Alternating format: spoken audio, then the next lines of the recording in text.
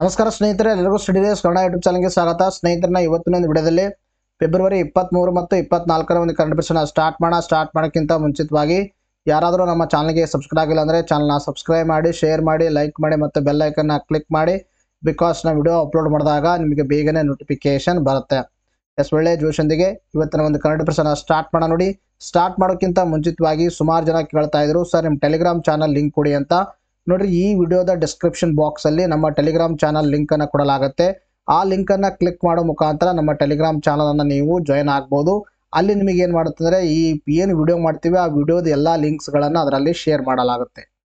ನೋಡಿ, ಮೊದಲನೇ ಪ್ರಶ್ನೆ ಅಂತ ಕೇಳಿದ್ರೆ, ಚಂದ್ರನ ಮೇಲೆ ನೌಕೆಯನ್ನು ಇಳಿಸಿದ ಮೊದಲ ಖಾಸಗಿ ಕಂಪನಿ ಯಾವುದು ಅಂತ ಪ್ರಶ್ನೆಯನ್ನ ಕೇಳಿದ್ದಾರೆ. ಅದಕ್ಕೆ ಸರಿಯಾಗಿರ್ತಕ್ಕಂಥ ಉತ್ತರ ಯಾವುದಂದ್ರೆ ಇಂಟ್ಯೂಟಿವ್ ಮಷೀನ್ ಅಂತಕ್ಕಂಥದ್ದು ಇದಕ್ಕೆ ಸರಿಯಾಗಿರ್ತಕ್ಕಂಥ ಉತ್ತರ. ದಟ್ ಈಸ್ ಎಷ್ಟನೇದಂದ್ರೆ ಮೂರನೇ ಆಪ್ಷನ್ ಇದಕ್ಕೆ ಸರಿಯಾಗಿರ್ತಕ್ಕಂಥ ಉತ್ತರ. ನೋಡಿ, ಎಕ್ಸಾಮ್ ಅಲ್ಲಿ ಮುಂದೆ ಬರ್ತಕ್ಕಂಥ ಎಕ್ಸಾಮ್ ಅಲ್ಲಿ ದಟ್ ಈಸ್ VA ಎಕ್ಸಾಮಿನೇಷನ್, ಅರ್ಥ ಆಯ್ತಾ? ವಿಲೇಜ್ ಒಂದು ಅಡ್ಮಿನಿಸ್ಟ್ರೇಟಿವ್ ಆಫೀಸರ್ ಏನು ಎಕ್ಸಾಮಿನೇಷನ್ ಇದೆ, ಸೊ ತಲಾಟಿ ಅಥವಾ VA ಅಂತ ನಾವೇನು ಹೇಳ್ತೀವಿ, ಸೊ ಆ ಎಕ್ಸಾಮಿನೇಷನ್ ಇಂದಾಗಿ ಏನು KEA ಕಂಡಕ್ಟ್ ಮಾಡುತ್ತೆ, ಅದಕ್ಕೆ ಇದು ಬಹಳ ಇಂಪಾರ್ಟೆಂಟ್ ಆಗಿರ್ತಕ್ಕಂಥ ಪ್ರಶ್ನೆ. ಅರ್ಥ ಆಯ್ತಾ? KEA ಅಲ್ಲಿ ಇದೇ ತರ ಪ್ರಶ್ನೆಯನ್ನು ಕೇಳ್ತಿರ್ತಾರ. ನಿಮಗೆ ಈಗಾಗಲೇ ನಾವು ಪ್ರೂವ್ ಮಾಡಿ ತೋರಿಸಿದೀನಿ ನಿಮಗೆ.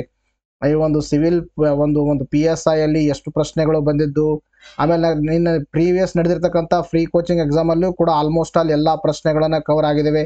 ಇನ್ನು SDA ಎಕ್ಸಾಮಿನೇಷನ್ ಅಲ್ಲಿ, FDA ಎಕ್ಸಾಮಿನೇಷನ್ ಅಲ್ಲಿ ಎಷ್ಟು ಪ್ರಶ್ನೆಗಳು ಬಂದಿದ್ದಾವೆ ಅಂತಕ್ಕಂಥ ಪ್ರೂವ್ ಮಾಡಿದೀವಿ. ಇನ್ನು ಗ್ರೂಪ್ C ಸ್ಥಾನದಲ್ಲಿ CTA ಎಕ್ಸಾಮಿನೇಷನ್ ಅಲ್ಲಿ ನೋಡ್ರಿ, ಆಲ್ಮೋಸ್ಟ್ ಆಲ್ ನಾವು ಮಾಡ್ತಕ್ಕಂಥ ಕರೆಂಟ್ ಅಫೇರ್ಸ್ ಅನ್ನ ಫಾಲೋ ಮಾಡಿದ್ರೆ ನಿಮಗೆ 90 to 80% ಎಫಿಷಿಯನ್ಸಿ ಸಿಗುತ್ತೆ. ಅರ್ಥ ಆಯ್ತಾ? ನೋಡಿ, ಇದನ್ನು ಕೂಡ ಒಂದು ಪ್ರಶ್ನೆ ಬಹಳ ಇಂಪಾರ್ಟೆಂಟ್. ಈ ಪ್ರಶ್ನೆ ಡೈರೆಕ್ಟ್ ಆಗಿ ನಾವು ಯಾವ ತರ ಕೇಳಿದ್ವಿ ಇದೇ ತರ ಪ್ರಶ್ನೆಯನ್ನ ಕೇಳಬಹುದು ಎಕ್ಸಾಮ್ ಅಲ್ಲಿ.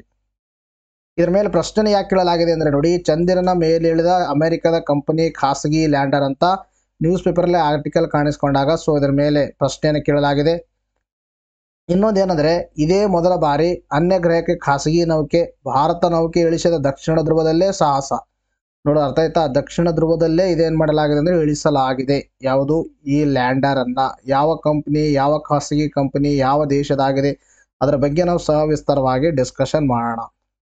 ಭೂಮಿ ಒಂದು ಏಕೈಕ ನೈಸರ್ಗಿಕ ಉಪಗ್ರಹವಾಗಿರುವ ಚಂದ್ರನ ಮೇಲೆ ಇದೇ ಮೊದಲ ಬಾರಿಗೆ ಖಾಸಗಿ ಕಂಪನಿಯೊಂದು ನೌಕೆ ಇಳಿಸುವ ಮೂಲಕ ಹೊಸ ಇತಿಹಾಸವನ್ನ ಬರೆದಿದೆ. This is very important. ಅರ್ಥ ಆಯ್ತಾ?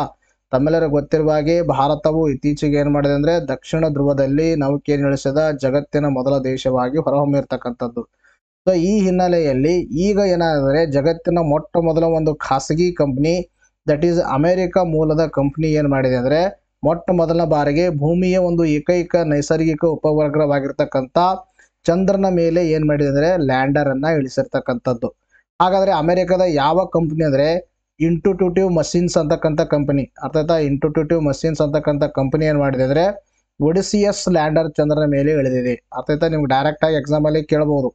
ಇತ್ತೀಚೆಗೆ ಸುದ್ದಿಯಲ್ಲಿದ್ದ ಒಡಿಸಿಯಸ್ ಅಂತಕ್ಕಂಥದ್ದು ಏನು, ಇದು ಒಂದು ಲ್ಯಾಂಡರ್. ಅರ್ಥಾಯ್ತಾ? ಇದು ಲ್ಯಾಂಡರು. ಈ ಒಂದು ಒಡಿಸಿಯಸ್ ಅಂತಕ್ಕಂಥ ಲ್ಯಾಂಡರ್ ಅನ್ನ ಇಳಿಸಿರ್ತಕ್ಕಂಥ ಕಂಪನಿ ಯಾವುದು? ಇಂಟ್ಯೂಟಿವ್ ಮಷೀನ್ಸ್ ಅಂತ ಕಂಪನಿ. ಸೊ ಈ ಕಂಪನಿ ಯಾವ ದೇಶದಾಗಿದೆ? ದಟ್ ಈಸ್ ಅಮೆರಿಕ ದೇಶದಾಗಿದೆ. ಸೊ ಈ ಒಂದು ಒಡಿಸಿಯಸ್ ಲ್ಯಾಂಡರ್ ಆದ್ರೆ ಎಲ್ಲಿ ಇಳಿಸಲಾಗಿದೆ ಅಂದ್ರೆ ಇದು ಚಂದ್ರನ ಮೇಲೆ ಇಳಿಸಲಾಗಿದೆ. ಸೊ ಚಂದ್ರನ ಯಾವ ಭಾಗದಲ್ಲಿ? ದಕ್ಷಿಣ ಧ್ರುವದಲ್ಲಿ. These are the very important point you have to be remember in your mind. ಇದರೊಂದಿಗೆ 50 ವರ್ಷಗಳ ಬಳಿಕ ಚಂದ್ರನ ಅಂಗಳಕ್ಕೆ ಅಮೆರಿಕ ಮತ್ತೊಮ್ಮೆ ಮರಳಿದಂತಾಗಿದೆ. ಅರ್ಥಾಯ್ತಾ? 50 ವರ್ಷ ಆದ್ಮೇಲೆ ಮತ್ತೆ ಅಮೆರಿಕ ಏನ್ ಮಾಡಿದೆ? ಈ ಲ್ಯಾಂಡರ್ ಅನ್ನ ಇಳಿಸಿರ್ತಕ್ಕಂಥದ್ದು. 1972ರಲ್ಲಿ ಅಮೆರಿಕದ ಅಪೋಲೋ 17 ಮಿಷನ್ ರಾಕೆಟ್ ಚಂದ್ರನ ಮೇಲೆ ಇಳಿದಿತ್ತು. ಅದಾದ ನಂತರ ಅಮೆರಿಕ ಯಾವುದೇ ನೌಕೆಯನ್ನ ಹೋಗಿರಲಿಲ್ಲ. 1972 ಲಾಸ್ಟ್ 72ರ ನಂತರ ಕಳೆದ 50 ವರ್ಷಗಳಿಂದ ಯಾವುದೇ ಒಂದು ನೌಕೆಯನ್ನ ಅಮೆರಿಕ ಏನ್ ಮಾಡಿರಲಿಲ್ಲ, ಈ ಒಂದು ಚಂದ್ರನ ಮೇಲೆ ಇಳಿಸಿರಲಿಲ್ಲ. ಸೊ 50 ವರ್ಷದ ನಂತರ ಈ ಒಂದು ಒಡಿಸಿಯಸ್ ಅಂತಕ್ಕಂಥ ಲ್ಯಾಂಡರು ಇಂಟ್ಯೂಟಿವ್ ಮಷೀನ್ಸ್ ಅಂತಕ್ಕಂಥ ಒಂದು ಕಂಪನಿ ಏನ್ ಮಾಡಿದೆ? ಇಳಿಸಿರ್ತಕ್ಕಂಥದ್ದು. This is very important fact. ಆಯ್ತಾ? ಇದೇ ತರನಾಗಿ ತಮಗೆ ಯಾರಿಗೆ ನೀವು ನೋಟ್ಸ್ ಬೇಕು, ಅರ್ಥ ಆಯ್ತಾ? ನೀವು ಒಂದು KE ಎಕ್ಸಾಮಿನೇಷನ್ ಓದ್ಲತ್ತೀರಿ ಅಂದ್ರೆ ನಾನು ನಿಮಗೆ ಹೇಳ್ತಾ ಇದ್ದೀನಿ, ಮಿನಿಮಮ್ 1.5 ವರ್ಷ ನೀವು ಓದಲೇಬೇಕು. 1.5 years. ಆಯ್ತಾ? ಅಷ್ಟು ನಿಮಗೆ ಕರೆಂಟ್ ಅಫೇರ್ಸ್ ಗಳನ್ನ ಕೇಳ್ತಿರ್ತಾರ. ನೋಡಿ, ನೀವು KE ಎಕ್ಸಾಮಿನೇಷನ್ ಪ್ರೀವಿಯಸ್ ಎಕ್ಸಾಮಿನೇಷನ್ ಅನ್ನ ತೆಗೆದು ನೋಡ್ರಿ, ಮಿನಿಮಮ್ 15ರಿಂದ 20 ಕ್ವಶನ್ಸ್ಗಳು ಡೈರೆಕ್ಟ್ ಆಗಿ ಕರೆಂಟ್ ಅಫೇರ್ಸ್ ಕೇಳಿದ್ದಾರೆ. ಅರ್ಥಾಯ್ತಾ? You have to give more focus on current affairs rather than statics. ಅಂದ್ರೆ ಸ್ಟ್ಯಾಟಿಕ್ ಕರೆಂಟ್ ಅಫೇರ್ಸ್, ಸ್ಟ್ಯಾಟಿಕ್ ಅನ್ನ ಫೋಕಸ್ ಮಾಡಿದೆ. ಸ್ವಲ್ಪ ಕರೆಂಟ್ ಅಫೇರ್ಸ್ ಕಡೆ ಗಮನವನ್ನು ಕೊಡಿ, ಅರ್ಥ ಆಯ್ತಾ. ನೋಡಿ 15 ಡೇಸ್ಗೆ ಅಷ್ಟಾಗುತ್ತೆ, 20 ರೂಪೀಸ್ ಆಗುತ್ತೆ. 1 ಮಂತ್ಗೆ 40 ಆಗುತ್ತೆ. 2023 ಜಾನ್ ಟು ಜನವರಿ 2024ವರೆಗೆ 520 ಆಗುತ್ತೆ. ಇನ್ನು ಯಾರಿಗೆ 2 ಇಯರ್ 2022ರಿಂದ ನಿಮಗೆ ಏನಾದರೂ 2024 ಜನವರಿವರೆಗೆ ಬೇಕಾಗಿತ್ತು ಅಂದರೆ ಸೊ ನಿಮಗೆ ಎಷ್ಟಾಗುತ್ತೆ 1020 ಆಗುತ್ತೆ. ಡಿಸ್ಕೌಂಟ್ಸ್ ಆಗಿ 920 ಸಿಗುತ್ತೆ. ಇದರ ಫೋನ್ಪೇ, ಗೂಗಲ್ ಪೇ, ಪೇಟಿಎಂ, ಭೀಮ್ ಪೇ ಮುಖಾಂತರ ಈ ನಂಬರ್ಗೆ ಪೇ ಮಾಡೋದನ್ನು ವಾಟ್ಸಪ್ ಮುಖಾಂತರ ಸ್ಕ್ರೀನ್ಶಾಟ್ ಕಳಿಸ್ತಾರೆ. ನಮ್ಮ ನೋಟ್ಸ್ಗಳನ್ನು PDF ಫಾರ್ಮ್ಯಾಟ್ ಅಥವಾ ತಮಗೆ ಸಾಫ್ಟ್ ಫಾರ್ಮ್ಯಾಟಲ್ಲಿ ಪ್ರೊವೈಡ್ ಮಾಡ್ತೀವಿ. ನೋಡಿ ನೆಕ್ಸ್ಟ್ ಪ್ರಶ್ನೆ ಕೇಳಿದ್ರೆ, ಕುಕಿ ಮತ್ತು ಮೈತಾಯಿ ಜನಾಂಗ ಯಾವ ರಾಜ್ಯದಲ್ಲಿ ಕಂಡು ಬರುತ್ತದೆ ಅಂತ ಪ್ರಶ್ನೆಯನ್ನು ಕೇಳಿದ್ದಾರೆ. ಅದಕ್ಕೆ ಸರಿಯಾಗಿರ್ತಕ್ಕಂಥ ಉತ್ತರ ಅಂದರೆ ದಟ್ ಈಸ್ ಮೊದಲನೇ option, Manipur is the right answer. ನೋಡಿ ಇದು ಬಹಳ ಇಂಪಾರ್ಟೆಂಟ್ ಆಗಿರ್ತಕ್ಕಂಥ ಪ್ರಶ್ನೆ, ಅರ್ಥ ಆಯ್ತಾ. ಈಗಾಗಲೇ ಇದೇ ಪ್ರಶ್ನೆಯನ್ನ ಸೇಮ್ ಪ್ರಶ್ನೆಯನ್ನ ನಾನು ಪ್ರೀವಿಯಸ್ ಕ್ಲಾಸಲ್ಲಿ ಕೂಡ ತಮಗೆ ಎಕ್ಸ್ಪ್ಲನೇಷನ್ ಅನ್ನ ಮಾಡಿದ್ದೀನಿ. ಸೊ ಆಲ್ರೆಡಿ KPSC ಇದ್ರ ಮೇಲೆ ಪ್ರಶ್ನೆಯನ್ನ ಕೇಳಿದ್ದಾರೆ, ಅರ್ಥ ಆಯ್ತಾ. KPSC ಎಲ್ಲಿ ಅಂದರೆ ನಿಮ್ಮ CTI, ಅರ್ಥ ಆಯ್ತಾ, CTI HK ಎಕ್ಸಾಮಿನೇಷನ್ ಅಲ್ಲಿ ಹೊಂದಿಸಿ ಬರೆಯೋದ್ರಲ್ಲಿ ಈ ಪ್ರಶ್ನೆಯನ್ನ ಕೇಳಿದರು. ಸೊ ಕುಕ್ಕಿ ಅಂತಕ್ಕಂಥದ್ದು ಮಾತ್ರ ಒಂದೇ ಗೊತ್ತಿತ್ತಂದ್ರೆ ನೀವು ಅಲ್ಲಿ ಆನ್ಸರ್ ಅನ್ನ ಮಾಡಬಹುದಾಗಿತ್ತು, ಅರ್ಥ ಆಯ್ತಾ. ಸೊ ಮುಂದೆ ಬರ್ತಕ್ಕಂಥ ಎಕ್ಸಾಮ್ ಅಲ್ಲಿ ಕೂಡ ಈ ಸೇಮ್ ಪ್ರಶ್ನೆಯನ್ನ ಕೇಳಬಹುದು, ಅರ್ಥ ಆಯ್ತಾ. ಕುಕಿ ಮತ್ತು ಮೈತಾಯಿ ಅಂತಕ್ಕಂಥ ಜನಾಂಗ, ಬುಡಕಟ್ಟು ಜನಾಂಗ ಎಲ್ಲಿ ಕಂಡು ಬರುತ್ತೆ ಅಂದ್ರೆ ಅದು ಮಣಿಪುರದಲ್ಲಿ ಕಂಡು ಬರುತ್ತೆ. ಸೊ ಈಗಾಗಲೇ ತಮಗೆ ಗೊತ್ತಿರತಕ್ಕಂಥ ವಿಷಯ, ಮಣಿಪುರ್ ಇಶ್ಯೂ ಆಯಿತು. ಸೊ ದೇಶ ಎಲ್ಲ ಇಡೀ ಒಂದು ಜಗತ್ತಿನಾದ್ಯಂತ ಸುದ್ದಿಯಲ್ಲಿತ್ತು. ಅಲ್ಲಿರ್ತಕ್ಕಂಥ ಹಿಂಸಾಚಾರ ಮತ್ತು ಹ್ಯೂಮನ್ ರೈಟ್ಸ್ ವೈವೋಲ್ಯೂಷನ್ ಯಾವ ಥರ ಆಗ್ತಾ ಇತ್ತು. ಸೊ ಅದಕ್ಕೆ ಮೇನ್ ಕಾರಣನೇ ನಾನು ನಿಮಗೆ ಹೇಳಿದ್ದೀನಿ. ಏನು ಮೇನ್ ಕಾರಣ ಅಂದರೆ ಸಿಂಪ್ಲಿಫೈಡ್ ಅಲ್ಲಿ ಹೇಳಬೇಕಾದ್ರೆ ಈ ಒಂದು ಮಣಿಪುರದಲ್ಲಿ 53% ಯಾವುದಂದ್ರೆ ಮೈತಾಯಿ ಜನಾಂಗ ಇದೆ. ಯಾವ ಜನಾಂಗ ಹೇಳಿ? ಮೈತಾಯಿ. ಸೊ ಈ ಮೈತಾಯಿ ಜನಾಂಗ 53% ಇದ್ದು ಮೆಜಾರಿಟಿ ಪಾಪ್ಯುಲೇಷನ್ ಅನ್ನ ಇದೇ ಹೊಂದಿದೆ, ಯಾವುದು? ಮಣಿಪುರ.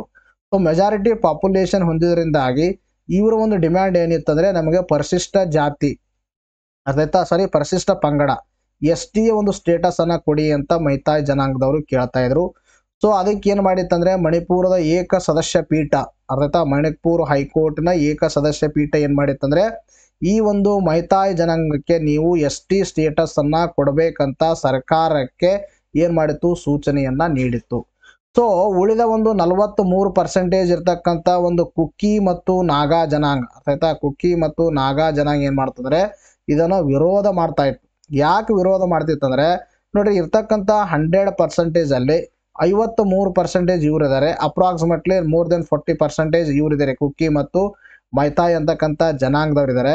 ಹಾಗಾದ್ರೆ ಇಲ್ಲಿ ಏನಾಗುತ್ತಂದ್ರೆ ಇಲ್ಲಿ ಮೈತಾಯಿದವ್ರಿಗೂ ಕೂಡ ನೀವು ST ಸ್ಟೇಟಸ್ ಅನ್ನ ಕೊಟ್ರೆ ಆಲ್ರೆಡಿ ಒಂದು ಕುಕ್ಕಿ ಮತ್ತು ನಾಗಾದವ್ರಿಗೂ ಕೂಡ ಕೊಟ್ಟಿದ್ದಾರೆ.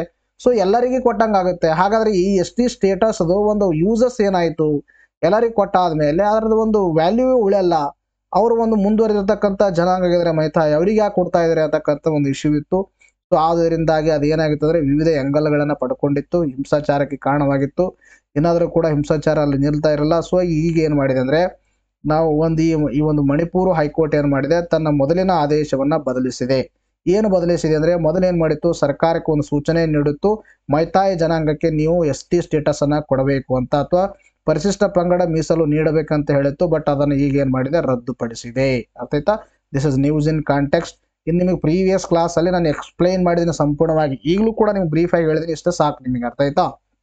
ಅಲ್ಲಿ ಇಶ್ಯೂ ಏನಿತ್ತು ಅಂತಕ್ಕಂಥದ್ದು, ಮೈತಾಯಿ ಸಮುದಾಯವನ್ನ ಪರಿಶಿಷ್ಟ ಪಂಗಡಕ್ಕೆ ಸೇರಿಸುವುದನ್ನು ಪರಿಗಣಿಸಿ ಎಂದು ರಾಜ್ಯ ಸರ್ಕಾರಕ್ಕೆ ಸೂಚಿಸಿ 2023 ಮಾರ್ಚ್ನಲ್ಲಿ ನೀಡಿದ ಆದೇಶದ ಪ್ಯಾರಾವನ್ನು ಅಳಿಸಿ ಹಾಕಲು ಮಣಿಪುರ ಹೈಕೋರ್ಟ್ ಆದೇಶಿಸಿದೆ. ವಾಟ್ ಡಸ್ ಇಟ್ ಮೀನ್ ಅಂದ್ರೆ 2023 ಮಾರ್ಚ್ ತಿಂಗಳಲ್ಲಿ ಮಣಿಪುರ ಹೈಕೋರ್ಟ್ ಏನು ಒಂದು ಆದೇಶವನ್ನು ಹೊರಡಿಸಿತ್ತು, ಆ ಆದೇಶದಲ್ಲಿ ಒಂದು ಪರ್ಟಿಕ್ಯುಲರ್ ಪ್ಯಾರಾ ಇತ್ತು.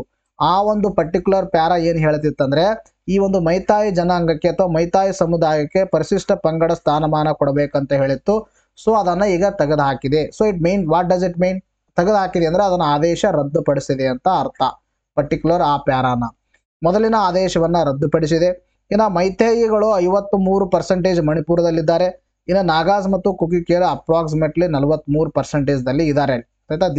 These 3 are the majority community in the Manipur, ಆಯ್ತಾ. ಇಷ್ಟು ಮಾಹಿತಿ ತಮ್ಮ ತಲೆಯಲ್ಲಿ ಇರಬೇಕು.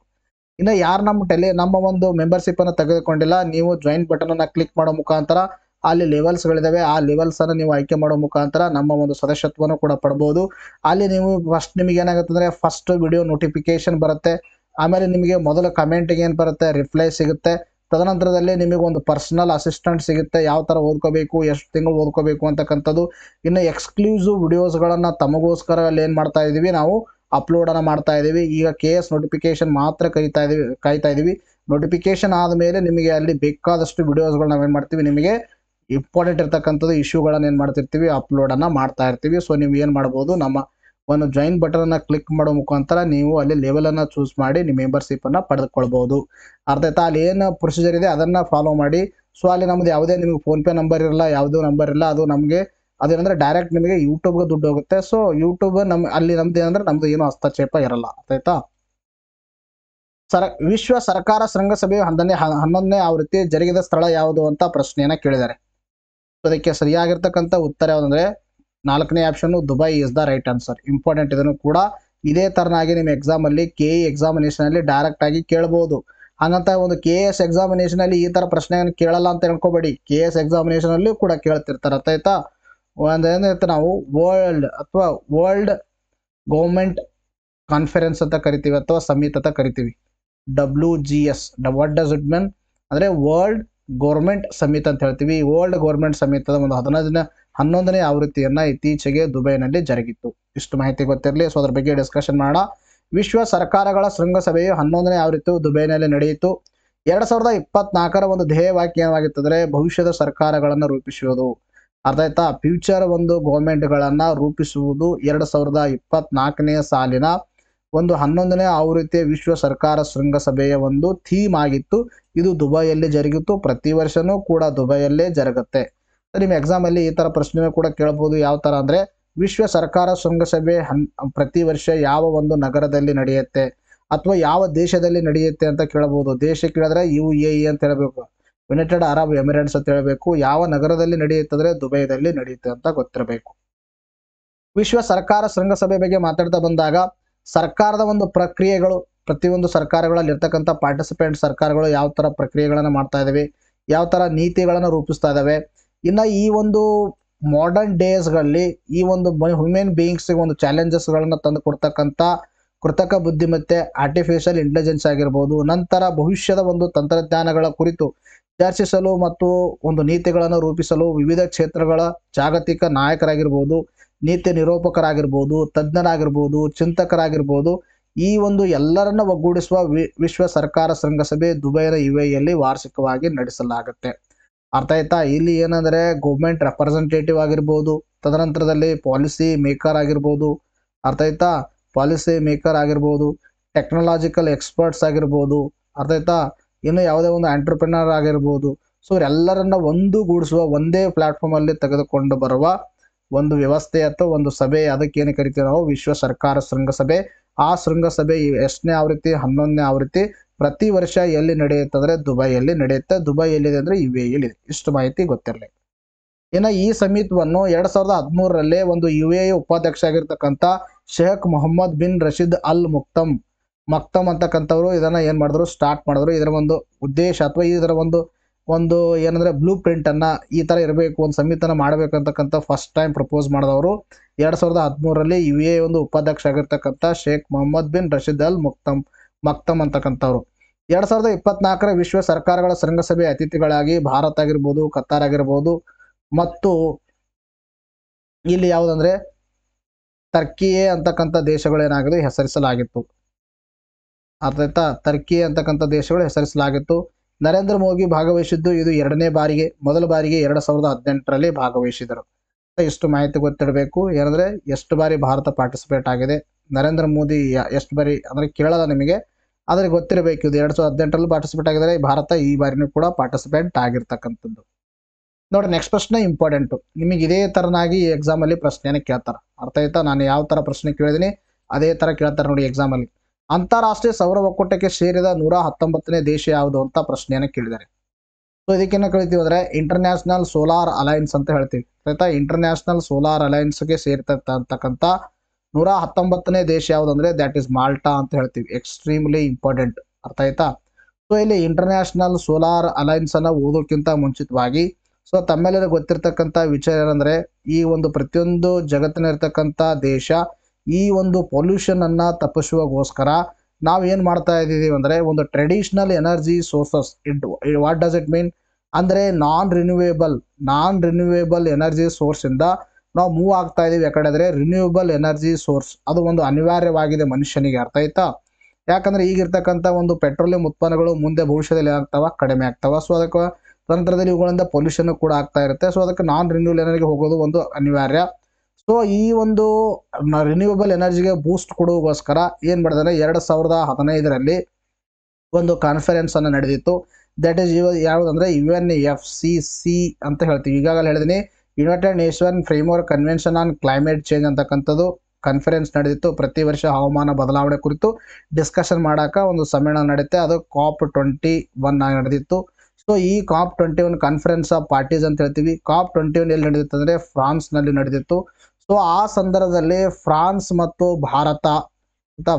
ಮತ್ತು ಭಾರತ ಎರಡೂ ಏನು ಮಾಡೋದಂದರೆ ಒಂದು ಅಂತಾರಾಷ್ಟ್ರೀಯ ಸೌರ ಒಕ್ಕೂಟ ಸ್ಥಾಪನೆ ಮಾಡೋಕ್ಕೆ ಪ್ರಪೋಸನ್ನು ಮಾಡಿದ್ದು. ಅದರಂತೆ 2015ರಲ್ಲಿ ಕೂಡ ಈ ಸಂಸ್ಥೆಯನ್ನು ಸ್ಥಾಪನೆ ಮಾಡಲಾಯಿತು. ಸೊ ಈಗಾಗಲೇ ತಮಗೆ ಒಂದು ಇದರಲ್ಲಿ ಗೊತ್ತಿದೆ, ಒಂದು ಯಾವುದರಂದರೆ ನಿಮಗೆ ಒಂದು ಇದರಲ್ಲಿ ಕಲ್ತ್ಕೊಂಡಿದ್ರೆ ನೀವು ಯಾರಲ್ಲಂದರೆ ಜಿಯೋಗ್ರಾಫಿಯಲ್ಲಿ. ಇದು ನಾವೇನು ಕರಿತೀವಿ, ಟ್ರಾಫಿಕ್ ಅಂತ ಕರಿತೀವಿ, ಅರ್ಥ ಆಯ್ತಾ? ಅಂದರೆ ಈಕ್ವೇಟರ್ ಅಂತ ಕರಿತೀವಿ. ತದನಂತರದಲ್ಲಿ ಇದು ಟ್ರಾಪಿಕ್ ಆಫ್ ಕ್ಯಾನ್ಸರ್ ಅಂತ ಕರಿತೀವಿ. ಇದು ಟ್ರಾಪಿಕ್ ಆಫ್ ಕ್ಯಾಪ್ರಿಕಾನ್ ಅಂತ ಕರಿತೀವಿ. ಸೊ ಇಲ್ಲಿ ಸೂರ್ಯನ ಕಿರಣಗಳು ನೇರವಾಗಿ ಬೀಳ್ತಿರ್ತವೆ. ಸೂರ್ಯನ ಕಿರಣಗಳು ಈ ರೀಸನ್ದಲ್ಲಿ ನೇರವಾಗಿ ಬಿದ್ದರೆ ಅಲ್ಲಿ ಏನಾಗುತ್ತೆ ಅಂದರೆ ಎಕ್ಸಸ್ ಸೋಲಾರ್ ಎನರ್ಜಿ ಇರುತ್ತೆ. ಸೊ ಸೋಲಾರ್ ಎನರ್ಜಿ ಅಂದರೆ ಇಟ್ ಮೀನ್ಸ್ ಅಂದರೆ ಟ್ರಾಪಿಕ್ ಆಫ್ ಕ್ಯಾಪ್ರಿಕಾನ್ ಮತ್ತು ಟ್ರಾಪಿಕ್ ಆಫ್ ಕ್ಯಾನ್ಸರ್ ಅಂದರೆ ಕರ್ಕಾಟಕ ಸಂಕ್ರಾಂತಿ ವೃತ್ತ, ಮಕರ ಸಂಕ್ರಾಂತಿ ವೃತ್ತದಲ್ಲಿರ್ತಕ್ಕಂಥ ದೇಶಗಳೇನು ಮಾಡ್ಬೋದು, ಇದಕ್ಕೆ ಒಂದು ಸಿಗ್ನೇಟರಿ ಆಗಬಹುದು. ಅದರ್ ದೇಶಗಳು ಆಗಕ್ಕೆ ಸಾಧ್ಯ ಇಲ್ಲೇನೋ, ಬೇರೆ ಒಂದು ರೀಸನ್ದಲ್ಲಿ ಇರ್ತಕ್ಕಂಥ ದೇಶಗಳು ಕೂಡ ಆಗಬಹುದು. ಆದರೆ ಅವಕ್ಕೆ ಒಂದು ಏನಂದ್ರೆ ಅದರ ಡಿಸಿಷನ್ ಮೇಕಿಂಗ್ ಅಲ್ಲಿ ಇದು ಇರಲ್ಲ, ಹಕ್ಕಿರಲ್ಲ ಅಷ್ಟೇ, ಅರ್ಥ ಆಯ್ತಾ? ಇದು ಗೊತ್ತಿರಲಿ. ಸೊ ಇದ್ರ ಬಗ್ಗೆ ಡಿಸ್ಕಷನ್ ಮಾಡೋಣ ನೋಡಿ. ಇತ್ತೀಚೆಗೆ ಮಾಲ್ಟಾ ದೇಶವು ಅಂತಾರಾಷ್ಟ್ರೀಯ ಸೌರ ಒಕ್ಕೂಟಕ್ಕೆ ಸೇರುವ ಒಪ್ಪಂದಕ್ಕೆ ಸಹಿ ಹಾಕಿದೆ. ಅಂತಾರಾಷ್ಟ್ರೀಯ ಸೌರ ಒಕ್ಕೂಟಕ್ಕೆ ಸೇರಿದ 119ನೇ ರಾಷ್ಟ್ರವಾಗಿದೆ. ಇನ್ನು ಅಂತಾರಾಷ್ಟ್ರೀಯ ಸೌರ ಒಕ್ಕೂಟದ ಬಗ್ಗೆ ಮಾತಾಡ್ತಾ ಬಂದಾಗ ಇಂಟರ್ನ್ಯಾಷನಲ್ ಸೋಲಾರ್ ಅಲೈನ್ಸ್ ಅಂತ ಹೇಳ್ತೀವಿ. ಸೊ 2015ರಲ್ಲಿ ಈಗಾಗಲೇ United nation framework convention on climate change ಒಂದು COP21 ಸಮಯದಲ್ಲಿ ಆ ಒಂದು ಫ್ರಾನ್ಸ್ ಮತ್ತು ಭಾರತ ಏನು ಮಾಡೋದು ಅಂದರೆ ಇದನ್ನು ಪ್ರಾರಂಭ ಮಾಡಿದವೆ. ಇದರ ಒಂದು ಕೇಂದ್ರ ಕಚೇರಿ ಗುರುಗಾಂವ್ ಎಲ್ಲಿಂದರೆ ಹರಿಯಾಣದಲ್ಲಿದೆ, ಆಯ್ತಾ? It is the only international organisation which has the head quarter in India. It is very important, ಆಯ್ತಾ? It is the only international organisation in the world which has the head quarter in India. ಅಂದರೆ ಇದು ಒಂದು ಕೇವಲ ಒಂದೇ ಒಂದು ಅಂತಾರಾಷ್ಟ್ರೀಯ ಒಂದು ಸಂಘಟನೆ. ಇಂಥ ಸಂಘಟನೆ ಭಾರತದಲ್ಲಿ ಹೆಡ್ ಕ್ವಾರ್ಟರ್ಸ್ ಅನ್ನ ಹೊಂದಿರತಕ್ಕಂಥದ್ದು, ಆಯ್ತಾ?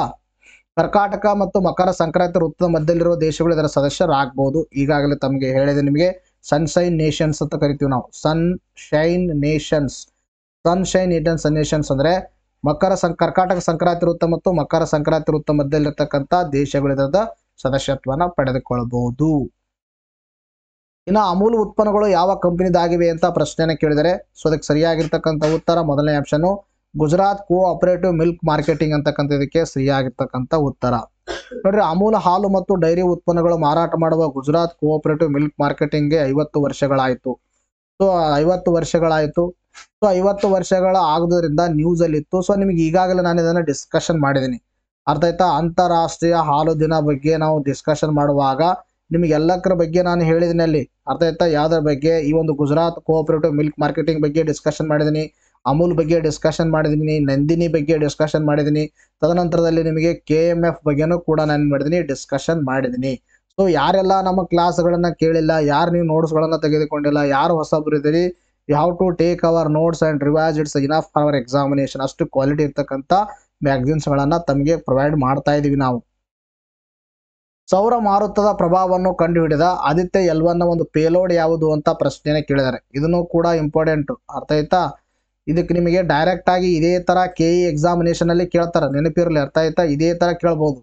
ಅದಕ್ಕೆ ಸರಿಯಾಗಿರ್ತಕ್ಕಂಥ ಉತ್ತರ ಯಾವುದಂದ್ರೆ ದಟ್ ಈಸ್ ಮೂರನೇ option, papa is the right answer, ಅರ್ಥ ಆಯ್ತಾ? ಪಾಪ ನಿಮಗೆ ಹೇಳ್ತೀನಿ, ನಿಮಗೆ ಏನಂದ್ರೆ ಅರ್ಥ ಆಯ್ತಾ? ಅಂದ್ರೆ ಇದೊಂದು ಏನಂದ್ರೆ ಒಂದು ಪೇಲೋಡ್, ಇದ್ರ ಎಕ್ಸ್ಪೆನ್ಷನ್ ಫಾರ್ಮ್ ಅನ್ನು ನಮಗೆ ಮುಂದಿನ ಈಗ ನಾನು ಹೇಳ್ತೀನಿ ನೆಕ್ಸ್ಟ್ ಸ್ಲೈಡ್ ಅಲ್ಲಿ, ಅರ್ಥ ಆಯ್ತಾ? ಒಟ್ಟಾರೆಯಾಗಿ ಸೌರ ಮಾರುತದ ಪ್ರಭಾವವನ್ನು ಕಂಡುಹಿಡಿಯಲು ಏನ್ ಮಾಡಲಾಗಿತ್ತಂದ್ರೆ, ನಾವು ಒಂದು ತಮ್ಮೆಲ್ಲರೂ ಗೊತ್ತಿರುವ ಹಾಗೆ ಸೂರ್ಯನ ಬಗ್ಗೆ ಅಧ್ಯಯನ ಮಾಡಾಕ ನಾವು ಆದಿತ್ಯ L1 ಅನ್ನ ಏನ್ ಮಾಡಿದೀವಿ, ಲಾಂಚ್ ಮಾಡಿದೀವಿ. ಅದನ್ನ ಲ್ಯಾಂಗ್ರಾಜ್ ಪಾಯಿಂಟ್ 1ರಲ್ಲಿ ಕೂಡ ಪ್ಲೇಸ್ ಮಾಡಿದೀವಿ. ಲ್ಯಾಂಗ್ರಾಜ್ ಪಾಯಿಂಟ್ ಅಂದ್ರೆ ಏನು, ಸೂರ್ಯನ ಹತ್ರ ಎಷ್ಟು ಪದರಗಳಿದಾವೆ, ಆಮೇಲೆ ಯಾವುದು ಒಂದು ಗ್ರಹಣ ಸಂದರ್ಭದಲ್ಲಿ ಕಾಣಿಸುತ್ತೆ, ಸೂರ್ಯನ ಹತ್ರ ಇರೋದು ಯಾವುದು, ಸೂರ್ಯನ ದೂರ ಹೋಗ್ತಾ ಹೋದಾಗ ಯಾವ ಪದರಗಳಿದಾವೆ, we already discussed previous class ಅಲ್ಲಿ, ಅರ್ಥ ಆಯ್ತಾ. ಏನೋ ಆದಿತ್ಯ L1 ಸಕ್ಸಸ್ ಆದ ಬಳಿಕ ಅದರ ಒಂದು ಪೇಲೋಡ್ಗಳ ಬಗ್ಗೆನೂ ಕೂಡ ಡಿಸ್ಕಷನ್ ಮಾಡಿದ್ವಿ. ಸೊ ಇವತ್ತಿನ ವಿಡಿಯೋದಲ್ಲಿ ಒಂದರ ಬಗ್ಗೆ ನಾವೇನ್ ಮಾಡೋಣ, ಫೋಕಸ್ ಮಾಡೋಣ, ಅರ್ಥ ಆಯ್ತಾ. ಸೊ ಯಾಕೆ ಇದ್ರ ಮೇಲೆ ಪ್ರಶ್ನೆಯನ್ನು ಕೇಳಲಾಗಿತ್ತಂದ್ರೆ, ಸೌರ ಮಾರುತ ಪ್ರಭಾವ ಕಂಡುಹಿಡಿದ ಆದಿತ್ಯ L1 ಅಂತ ನ್ಯೂಸ್ ಪೇಪರ್ ಆರ್ಟಿಕಲ್ ಕಾಣಿಸಿಕೊಂಡಾಗ ಸೊ ಇದರ ಮೇಲೆ ಪ್ರಶ್ನೆಯನ್ನು ಕೇಳಲಾಗಿದೆ. ಸೂರ್ಯನ ಅಧ್ಯಯನಕ್ಕಾಗಿ ಭಾರತ ಉಡಾವಣೆ ಮಾಡಿರುವ ಆದಿತ್ಯ L1 ಯೋಜನೆಯಲ್ಲಿರುವ ಪೇಲೋಡ್ ಸೌರ ಮಾರುತದ ಪ್ರಭಾವವನ್ನು ಕಂಡುಹಿಡಿಯುವಲ್ಲಿ ಯಶಸ್ವಿಯಾಗಿದೆ ಎಂದು ಇಸ್ರೋ ತಿಳಿಸಿರ್ತಕ್ಕಂಥದ್ದು, ಅರ್ಥ ಆಯ್ತಾ. ಸೂರ್ಯನ ಬಗ್ಗೆ ಅಧ್ಯಯನ ಮಾಡಕ್ಕೆ ಕಳಿಸಿರ್ತಕ್ಕಂಥ ಒಂದು ನೌಕೆ ಯಾವುದಂದ್ರೆ ಆದಿತ್ಯ L1 ಅಂತಕ್ಕಂಥದ್ದು ನಾವು ಏನ್ ಮಾಡಿದೀವಿ, ಲಾಂಚ್ ಮಾಡಿದೀವಿ ಸಕ್ಸಸ್ಫುಲ್ ಆಗಿ. ನಾವು ಲ್ಯಾಂಗ್ರೇಜ್ ಪಾಯಿಂಟ್ ಅಲ್ಲಿ ಕೂಡ ಏನ್ ಮಾಡಿದೀವಿ, ಇದನ್ನ ಪ್ಲೇಸ್ ಮಾಡಿದೀವಿ. ಎದಕ್ಕೆ ಕಳಿಸಿದೀವಿ ಅಂದ್ರೆ ಸೂರ್ಯನ ಅಧ್ಯಯನಕ್ಕೆ ಕಳಿಸಿದೀವಿ. ಸೊ ಸೂರ್ಯನಲ್ಲಿ ಇರ್ತಕ್ಕಂಥ ಒಂದು ಸೌರ ಮಾರುತಗಳು ಏನಾಗ್ತಿರ್ತಾವ, ಹೊರ ಚಾಸ್ತಿರ್ತಾವ, ಅವುಗಳ ಪ್ರಭಾವವನ್ನ ಅಧ್ಯಯನ ಮಾಡುವಲ್ಲಿ ಯಶಸ್ವಿಯಾಗಿದೆ ಈ ಒಂದು ಆದಿತ್ಯ L1 ಒಂದು ಪೇಲೋಡು. ಸೊ ಅದು ಯಾವ ಪೇಲೋಡ್ ಅಂದ್ರೆ, ಸೊ ಅದಕ್ಕೆ ನಾವು ಕರಿತೀವಿ ಪಾಪ ಅಂತ ಹೇಳ್ತೀವಿ, ಪಿ ಎ ಅಂತ ಕರಿತೀವಿ. ಸೊ ಅದರ ಒಂದು ವಿಸ್ತೃತ ರೂಪ ಏನಂದ್ರೆ plasma analyser package for Aditya ಅಂತಕ್ಕಂಥದ್ದು. Plasma analyser package for Aditya, ಆಯ್ತಾ. Plasma analyser package for Aditya ಅಂತಕ್ಕಂಥದ್ದು ಇದರದ ಒಂದು ವಿಸ್ತೃತ ರೂಪವಾಗಿರ್ತಕ್ಕಂಥದ್ದು, ಅದಾಯ್ತಾ. ಆದಿತ್ಯ L1 ಒಂದು ಈ ಪೇಲೋಡು, ಆಯ್ತಾ. ಆದಿತ್ಯ L1 ಪೇಲೋಡ್ ಏನಾಗಿದೆ ಅಂದ್ರೆ ಯಶಸ್ವಿಯಾಗಿ ಕಾರ್ಯನಿರ್ವಹಿಸಿದೆ, ಅಂದ್ರೆ ಅದನ್ನ ಏನ್ ಮಾಡಿದೆ, ಕಂಡುಹಿಡಿದಿದೆ ಅದರ ಸೌರ ಮಾರುತದ ಪ್ರಭಾವ. ಸುಮಾರು ಫೆಬ್ರವರಿ 10ರಿಂದ 11ರ ನಡುವಿನ ಅವಧಿಯಲ್ಲಿ ಇದು 2 ಸೆನ್ಸಾರ್ಗಳನ್ನು ಹೊಂದಿದ್ದು ಸೌರ ಮಾರುತದಲ್ಲಿರುವ ಒಂದು ಎಲೆಕ್ಟ್ರಾನ್ ಶಕ್ತಿ ಮತ್ತು ಸೌರ ಮಾರುತದಲ್ಲಿರುವ ಆಯಾನ್ ಸಂಯೋಜನೆಯನ್ನು ಅಧ್ಯಯನ ಮಾಡಲಿದೆ, ಅಂದ್ರೆ ಆಲ್ರೆಡಿ ಮಾಡಿ ಕಳಿಸಿದೆ. ಸೊ ಅದು ಇದಲ್ಲದೆ ಸೌರ ಮಾರುತ ಚಲಿಸುವ ದಿಕ್ಕನ್ನು ಸಹ ಇದು ಅಧ್ಯಯನ ಮಾಡಲಿದೆ. ಸೌರ ಮಾರುತ ಯಾವಗಳ ಕಡೆ ಚಲಿಸ್ತಿರ್ತಾವ ಅಂತಕ್ಕಂಥದ್ರ ಬಗ್ಗೆ. ಇನ್ನು ಸೌರ ಮಾರುತಗಳು ಭೂಮಿ ಮೇಲೆ ಹಾಗೂ ಉಪಗ್ರಹದ ಮೇಲೆ ಬೀರಬಹುದಾದ ಪರಿಣಾಮಗಳನ್ನು ಅಧ್ಯಯನ ಮಾಡಲು ಈ ಯೋಜನೆ ಕೈಗೊಳ್ಳಲಾಗಿದೆ, ಅರ್ಥ ಆಯ್ತಾ. ತಮಗೆ ಗೊತ್ತಿದೆ ಏನಂದ್ರೆ ಸೂರ್ಯನಿಂದ ಬರ್ತಕ್ಕಂಥ ಈ ಸೌರ ಮಾರುತಗಳು the impact on to the communications, ಅರ್ಥ ಕಮ್ಯುನಿಕೇಶನ್ ಸಿಸ್ಟಮ್ ಮೇಲೆ ಇಂಪ್ಯಾಕ್ಟ್ ಆಗುತ್ತೆ, ಅರ್ಥ ಒಂದು ಇದರ ಮೇಲೆ ಇಂಪ್ಯಾಕ್ಟ್ ಆಗುತ್ತೆ, ಮ್ಯಾಗ್ನೆಟಿಕ್ ಫೀಲ್ಡ್ ಮೇಲೂ ಕೂಡ ಇಂಪ್ಯಾಕ್ಟ್ ಆಗುತ್ತೆ, ಅರ್ಥ ಆಯ್ತಾ. ಸೊ ಅದಕ್ಕೆ ಏನಂದ್ರೆ ಈ ಒಂದು ಕಮ್ಯುನಿಕೇಶನ್ ಮೇಲೆ ಇಂಪ್ಯಾಕ್ಟ್ ಆಗಿದ್ರೆ ಅಫ್ಕೋರ್ಸ್ ಉಪಗ್ರಹಗಳ ಮೇಲೆ ಇಂಪ್ಯಾಕ್ಟ್ ಆಗಿದ್ದಾನೆ ಅಂತ ಅರ್ಥ. ಸೊ ಭೂಮಿ ಮೇಲೆ ಮತ್ತು ಉಪಗ್ರಹಗಳ ಮೇಲೆ ಈ ಸೌರ ಮಾರುತಗಳು ಹೇಗೆ ಇಂಪ್ಯಾಕ್ಟ್ ಆಗುತ್ತೆ ಅನ್ನೋದು ಒಂದು ಅಧ್ಯಯನ ಮಾಡೋಗೋಸ್ಕರ ನಾವು ಈ ಆದಿತ್ಯ L1 ಒಂದು ಭಾಗವಾಗಿ ನಾವೇನ್ ಮಾಡಿದ್ರೆ ಪಪ್ಪ ಅಂತಕ್ಕಂಥ ಒಂದು ಪೇಲೋಡ್ ಅನ್ನ ಕಳಿಸಿದೀವಿ. ಸೊ ಅದು ಸಕ್ಸಸ್ಫುಲ್ ಆಗಿ ಏನ್ ಮಾಡಿದೆ ಅಂದ್ರೆ ಅಧ್ಯಯನ ಮಾಡಿದೆ ಅಲ್ಲಿ, ಅರ್ಥ ಆಯ್ತಾ. ನೋಡಿ ನೆಕ್ಸ್ಟ್ ಪ್ರಶ್ನೆ ಏನ್ ಕೇಳಿದ್ರೆ, ಇಂಡಕ್ಸ್ ಯಾವ ದೇಶಗಳ ಮಧ್ಯೆ ನಡೆಯುವ ಒಂದು ಶೃಂಗಸಭೆಯಾಗಿದೆ ಅಂತ ಪ್ರಶ್ನೆಯನ್ನು ಕೇಳಿದರೆ ಅದಕ್ಕೆ ಸರಿಯಾಗಿರ್ತಕ್ಕಂಥ ಉತ್ತರ ಅಂದ್ರೆ ಹೆಸರೇ ಸೂಚಿಸುವಂತೆ ದಟ್ ಈಸ್ ಇಂಡಿಯಾ ಮತ್ತು USA, ಅಂದ್ರೆ ಭಾರತ ಮತ್ತು US ಇದಕ್ಕೆ ಸರಿಯಾಗಿರ್ತಕ್ಕಂಥ ಉತ್ತರವಾಗಿದೆ. ಸೊ ಮಿಲಿಟರಿ ಸಹಕಾರ ಇನ್ನಷ್ಟು ಹೆಚ್ಚಳ ಅಂತ ನ್ಯೂಸ್ ಪೇಪರ್ ಕಾಣಿಸಿಕೊಂಡಾಗ ಸೊ ಇದರ ಮೇಲೆ ಪ್ರಶ್ನೆ ಕೇಳಲಾಗಿದೆ. ನೋಡಿ, ಭಾರತೀಯ ರಕ್ಷಣಾ ಸಚಿವಾಲಯ ಹಾಗೂ ಅಮೆರಿಕದ ಸೇನಾ ಇಲಾಖೆ ಬುಧವಾರದಂದು ನವದೆಹಲಿಯಲ್ಲಿ ನಡೆದ 2ನೇ ಭಾರತ ಮತ್ತು USA ಡಿಫೆನ್ಸ್ ಅಕ್ಸಲರೇಷನ್ ಎಕೋಸಿಸ್ಟಮ್ನ ಶೃಂಗಸಭೆಯಲ್ಲಿ ಭಾಗವಹಿಸಿತು. You have to remember it is a expansion form. Bharat ಮತ್ತು USA ಡಿಫೆನ್ಸ್ ಎಕ್ಸಲರೇಷನ್ ಎಕೋಸಿಸ್ಟಮ್ ಅಂತಕ್ಕಂಥ ಅಂದ್ರೆ ಡಿಫೆನ್ಸ್ ರಿಲೇಟೆಡ್ ಎರಡಕ್ಕರ ಮಧ್ಯದಲ್ಲಿ ಒಂದು ಸಹಕಾರವನ್ನು ಹೆಚ್ಚಿಸುವಗೋಸ್ಕರ ಈ ಒಂದು ಇಂಡಕ್ಸ್ ಎಕ್ಸ್ ಅಂತಕ್ಕಂಥ ಒಂದು ಶೃಂಗಸಭೆಯನ್ನು ಆಯೋಜನೆ ಮಾಡ್ತಾ ಇದ್ದೇವೆ. ಸೊ ಇದರದ್ದು ಅಫ್ಕೋರ್ಸ್ ಇದು ಎಷ್ಟನೇ ಅಂದ್ರೆ ಇದು 2ನೇ ಆವೃತ್ತಿಯಾಗಿದೆ. ಸುಧಾರಿತ ಮಿಲಿಟರಿ ಸಾಮರ್ಥ್ಯಗಳನ್ನು ಮತ್ತಷ್ಟು ಹೆಚ್ಚು ಮಾಡಿಕೊಳ್ಳುವುದು ಹಾಗೂ ಸ್ಥಿತಿಸ್ಥಾಪಕಗೊಳ್ಳುವ ರಕ್ಷಣಾ ಪೂರೈಕೆ ಸರಪಳಿಯನ್ನು ರಚಿಸುವ ಸಂಬಂಧ ಇರುವ ಅವಕಾಶಗಳ ಬಗ್ಗೆ ಚರ್ಚೆ ಮಾಡಿಸಲು ಇದನ್ನ ಏನ್ ಮಾಡಿದ್ರೆ ಶೃಂಗಸಭೆಯನ್ನ ಆಯೋಜನೆ ಮಾಡ್ತಾ ಇದ್ದಾರೆ. ಸೊ ಇದು 2ನೇದಾಗಿದೆ ಅಂತಕ್ಕಂಥದ್ದು ಗೊತ್ತಿರಬೇಕು. ನೋಡಿ ನೆಕ್ಸ್ಟ್ ಕ್ವಶ್ಚನ್ ಕೇಳಿದ್ರೆ, 2024ನೇ ಸಾಲಿನಲ್ಲಿ ನಡೆಯುತ್ತಿರುವ ಮಹಿಳೆಯರ IPL ಎಷ್ಟನೇ ಆವೃತ್ತಿದಾಗಿದೆ ಅಂತ ಪ್ರಶ್ನೆ ಕೇಳಿದರೆ ಸೊ ಅದಕ್ಕೆ ಸರಿಯಾಗಿರ್ತಕ್ಕಂಥ ಉತ್ತರ ಯಾವುದಂದ್ರೆ ದಟ್ ಇಸ್ 2ನೇ ಆಪ್ಷನ್, ಅರ್ಥ ಆಯ್ತಾ. Women's IPL Indian premier league ಅಂತ ಹೇಳ್ತೀವಿ, women Indian premier league WIPL ಅಂತ ಹೇಳ್ತೀವಿ, ಅರ್ಥ ಆಯ್ತಾ. ಇದು ಎಷ್ಟನೇ ಆವೃತ್ತಿದಾಗಿದೆ, 2ನೇ ಆವೃತ್ತಿದಾಗಿದೆ ಅಂತ ಸಿಂಪಲ್ ಗೊತ್ತಿರಲಿ ನಿಮಗೆ. ನಾನು ಇದೆಲ್ಲ ಫೈನಲ್ ಆದ್ಮೇಲೆ ಯಾರು ಗೆದ್ರು ಯಾರು ಸೋತು ಯಾವ್ಯಾವ ಟೀಮ್ ಇದಾವೆ ಅವಾಗ ನಾನು ಹೇಳ್ತೀನಿ, ಅರ್ಥ ಆಯ್ತಾ. ಬಹು ನಿರೀಕ್ಷಿತ 2ನೇ ಆವೃತ್ತಿ ವುಮೆನ್ಸ್ ಪ್ರೀಮಿಯರ್ ಲೀಗ್ ನಗರದ ಒಂದು ಚೆನ್ನಸ್ವಾಮಿ ಕ್ರೀಡಾಂಗಣದಲ್ಲಿ ವಿದ್ಯುಕ್ತವಾಗಿ ಚಾಲನೆ ಲಭಿಸಿದೆ. ಅದಕ್ಕೆ ಇತ್ತೀಚೆಗೆ ಪ್ರಾರಂಭ ಆಗಿದೆ, ಸಿಂಪಲ್ ಆಗಿ ಗೊತ್ತಿರಲಿ ಎಷ್ಟನೇ ಆವೃತ್ತಿ ಅಂತಕ್ಕಂಥದ್ದು. ನೋಡಿ ನೆಕ್ಸ್ಟ್ ಪ್ರಶ್ನೆ, ಇಂಗ್ಲೆಂಡ್ ವಿರುದ್ಧ ಟೆಸ್ಟ್ ಕ್ರಿಕೆಟ್ ಪಂದ್ಯಗಳಲ್ಲಿ 1000+ ರನ್ 100 ವಿಕೆಟ್ ಗಳಿಸಿದ ಮೊದಲ ಭಾರತೀಯ ಸ್ಪಿನ್ನರ್ ಯಾರು ಅಂತ ಪ್ರಶ್ನೆ ಕೇಳಿದ್ದಾರೆ, ಬಹಳ ಇಂಪಾರ್ಟೆಂಟು. ಸೊ ಇದೇ ತರನಾಗಿ ನಿಮ್ಮ KE ಎಕ್ಸಾಮಿನೇಷನ್ ಅಲ್ಲಿ ಕೇಳಬಹುದು, ಅರ್ಥ ಆಯ್ತಾ. KE ಎಕ್ಸಾಮಿನೇಷನ್ ಇದಕ್ಕೆ ಸರಿಯಾಗಿರ್ತಕ್ಕಂಥ ಉತ್ತರ 2ನೇ option R Ashwini is the right answer. ನೋಡ್ರಿ, ಆ ಅಶ್ವಿನಿ ಮತ್ತೆ ದಾಖಲೆ ಅಂತ ನ್ಯೂಸ್ ಪೇಪರ್ ಆರ್ಟಿಕಲ್ ಕಾಣಿಸಿಕೊಂಡಾಗ ಸೊ ಇದರ ಮೇಲೆ ಪ್ರಶ್ನೆ ಕೇಳಲಾಗಿದೆ. ನೋಡಿ, ಭಾರತದ ಒಂದು ಮಾಂತ್ರಿಕ ಸ್ಪಿನ್ನರ್ ಎನಿಸಿಕೊಂಡಿರ್ತಕ್ಕಂಥ ಅಶ್ವಿನ್ ಟೆಸ್ಟ್ ಕ್ರಿಕೆಟ್ನಲ್ಲಿ ಮತ್ತೊಂದು ದಾಖಲೆಯನ್ನು ಸೃಷ್ಟಿ ಮಾಡಿದ್ದಾರೆ. ಏನು ದಾಖಲೆ ಅಂದರೆ, ಇಂಗ್ಲೆಂಡ್ ವಿರುದ್ಧ 4ನೇ ಟೆಸ್ಟ್ನಲ್ಲಿ ನಡೆದಿರ್ತಕ್ಕಂಥ ಮೊದಲ ಇನ್ನಿಂಗ್ಸ್ನಲ್ಲಿ ಬೇರ್ಸ್ಟೋ ಅವರನ್ನು ಔಟ್ ಮಾಡಿದ ಅಶ್ವಿನ್ ಅವರು ಇಂಗ್ಲೆಂಡ್ ವಿರುದ್ಧ ಟೆಸ್ಟ್ ವಿಕೆಟ್ ಗಳಿಕೆಯನ್ನು 100ಕ್ಕೆ ಏರಿಸಿದರು. ಆಯ್ತಾ, 4ನೇ ಟೆಸ್ಟ್ನ ಒಂದು ಮೊದಲ ಇನ್ನಿಂಗ್ಸ್ ನಡೀತಿತ್ತು. ಆ ಇನ್ನಿಂಗ್ಸ್ನಲ್ಲಿ ಬೇರ್ಸ್ಟೋವನ್ನು ಔಟ್ ಮಾಡಿದ್ರು. ಸೊ ಔಟ್ ಮಾಡೋ ಮುಖಾಂತರ 100 ವಿಕೆಟ್ಗಳನ್ನು ಕಬಳಿಸಿದರು. ಸೊ 100 ವಿಕೆಟ್ಗಳನ್ನು ಕಬಳಿಸುವ ಮೂಲಕ ಒಂದು ಇತಿಹಾಸವನ್ನು ಸೃಷ್ಟಿಸಿದ್ದಾರೆ. ಅದೇನೆಂದರೆ, ಈ ಮೂಲಕ ಇಂಗ್ಲೆಂಡ್ ವಿರುದ್ಧ ಟೆಸ್ಟ್ನಲ್ಲಿ ಅಥವಾ ಟೆಸ್ಟ್ 1000+ ರನ್ಗಳನ್ನು ಮತ್ತು 1000+ ವಿಕೆಟ್ ಸಾಧನೆ ಮಾಡಿದ ಭಾರತದ ಮೊದಲ ಕ್ರಿಕೆಟ್ಗೆ ಎಂಬ ಹೆಗ್ಗಳಿಕೆಗೆ ಪಾತ್ರರಾಗಿದ್ದಾರೆ. ಅದಲ್ಲದೆ ಒಟ್ಟಾರೆ ತಂಡವೊಂದರ ವಿರುದ್ಧ ಈ ಮೈಲಿಗಲ್ಲು ಸಾಧಿಸಿದ ವಿಶ್ವದ 7ನೇ ಆಟಗಾರರಾಗಿದ್ದಾರೆ. ವಿಶ್ವದ 7ನೇ ಆಟಗಾರ, 1000+ run and 1000 wicket, 1000+ run and 100+ wickets in same team ಮಾಡಿರ್ತಕ್ಕಂಥ ವಿಶ್ವದ 7ನೇ ಆಟಗಾರ, ಭಾರತದ ಮೊದಲ ಕ್ರಿಕೆಟಿಗ, ಪರ್ಟಿಕ್ಯುಲರ್ ವಿತ್ ಇಂಗ್ಲೆಂಡ್. ಇನ್ನು ಜೊತೆಗೆ ಎರಡು ತಂಡಗಳ ವಿರುದ್ಧ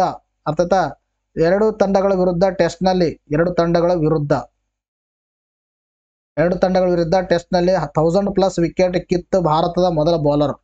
ಅರ್ಥಾತ್ ಎರಡು ತಂಡಗಳ ನಡುವೆ 100+ ವಿಕೆಟ್ ಗಳಿಸಿರ್ತಕ್ಕಂಥ ಭಾರತದ ಮೊದಲ ಬೌಲರ್ ಇವರು.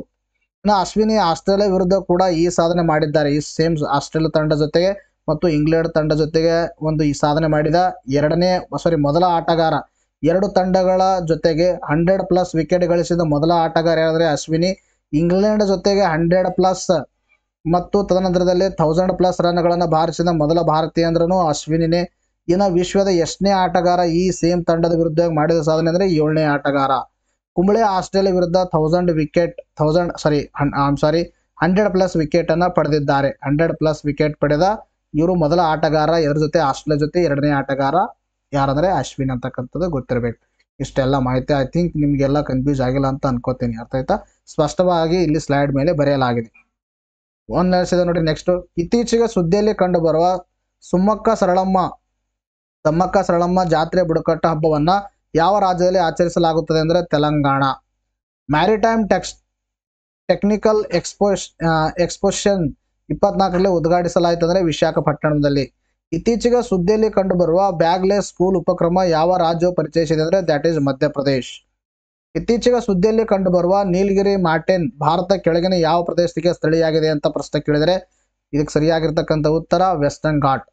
ಇತ್ತೀಚೆಗೆ ವಿಜ್ಞಾನಿಗಳು ವಿಶ್ವದ ಅತಿ ದೊಡ್ಡ ಹಾವನ್ನು ಯಾವ ಕಾಡಿನಲ್ಲಿ ಕಂಡು ಹಿಡಿದಿದ್ದಾರೆ ಅಂತ ಕೇಳಿದರೆ ಅಫ್ಕೋರ್ಸ್ ಅಮೆಜಾನ್ ಮಳೆಕಾಡು. ಜಲ್ ಜೀವನ್ ಮಿಷನ್ ಅಡಿಯಲ್ಲಿ ಹರ್ ಘರ್ ಜಲದ 100% ಶುದ್ಧತ್ವವನ್ನು ಸಾಧಿಸಿದ ಮೊದಲ ಈಶಾನ್ಯ ರಾಜ್ಯ ಯಾವುದು ಅಂತ ಪ್ರಶ್ನೆ ಕೇಳಿದರೆ ಇದಕ್ಕೆ ಸರಿಯಾಗಿರ್ತಕ್ಕಂಥ ಉತ್ತರ ಅರುಣಾಚಲ್ ಪ್ರದೇಶ್. ಇತ್ತೀಚೆಗೆ ಸುದ್ದಿಯಲ್ಲಿ ಕಂಡುಬರುವ ಲಾಪ್ ನೀರ್ ಸರೋವರ ಯಾವ ದೇಶದಲ್ಲಿದೆ ಅಂತ ಪ್ರಶ್ನೆಯನ್ನು ಕೇಳಿದರೆ ಅದಕ್ಕೆ ಸರಿಯಾಗಿರ್ತಕ್ಕಂಥ ಉತ್ತರ ಐರ್ಲೆಂಡ್. ಇತ್ತೀಚೆಗೆ ಸುದ್ದಿಯಲ್ಲಿದ್ದ ಕಪಿಲವಸ್ತು ಅವಶೇಷವು ಈ ಕೆಳಗಿನ ಯಾವುದಕ್ಕೆ ಸಂಬಂಧಿಸಿದೆ ಅಂತ ಪ್ರಶ್ನೆ ಕೇಳಿದರೆ ಇದಕ್ಕೆ ಸರಿಯಾಗಿರ್ತಕ್ಕಂಥ ಉತ್ತರ ಬುದ್ಧ. ನೀವು ಇತಿಹಾಸದಲ್ಲಿ ಓದಿದಿರಾ. ಬಹುರಾಷ್ಟ್ರೀಯ ಮಿಲಿಟರಿ ವ್ಯಾಯಾಮ ಶಾಂತಿ ಪ್ರಯಾಸ್ 4 ಅಥವಾ ಶಾಂತಿ ಪ್ರಯಾಸ್ 4 ಅಂತಕ್ಕಂಥದ್ದು ಎಲ್ಲಿಯೂ ಆಯೋಜಿಸಲಾಗಿದೆ ಅಂದರೆ ಇದಕ್ಕೆ ಸರಿಯಾಗಿರ್ತಕ್ಕಂಥ ಉತ್ತರ ಕಠ್ಮಂಡು. USA ಪ್ಲಸ್ ನೇಪಾಳ ಸೇರಿ ಮಾಡಿದಾವೆ. ಇವತ್ತಿಗೆ ವಿಡಿಯೋನ ಮುಗಿಸೋಣ. ಮತ್ತೆ ಮುಂದಿನ ವಿಡಿಯೋಲಿ ಭೇಟಿಯಾಗೋಣ. Thank you friends, take care.